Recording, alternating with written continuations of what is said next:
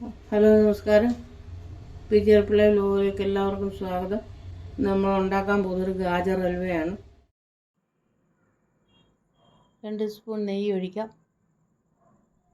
നെയ്യ് ചൂടായി വരുമ്പം ഈ ഡ്രൈ ഫ്രൂട്ട്സ് നമുക്കൊന്ന് വറുത്തെടുക്കാം.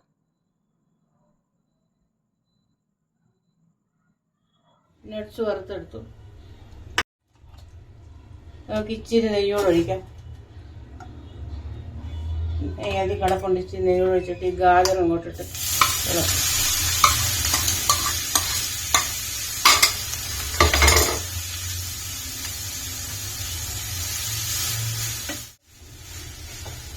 ക്യാരറ്റ് വെന്ത് വരുന്നുണ്ട്. ഒരു 2 മിനിറ്റ് കൂടെ കിടക്കട്ടെ. ഇനി നമുക്ക് പഞ്ചസാര ഇതിലോട്ടിടാം.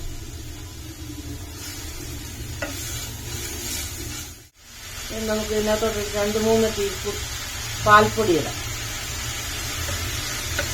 എന്നിട്ട് നമുക്കൊരു 1/2 ഗ്ലാസ് പാലൊഴിക്കാം.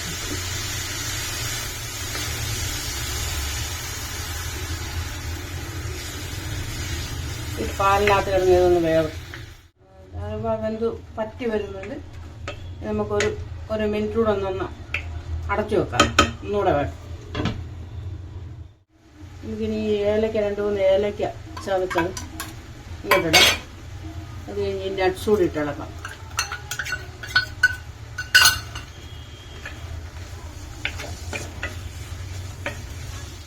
അങ്ങനെ നമ്മുടെ ഗാജർ ഹൽവ റെഡിയായി.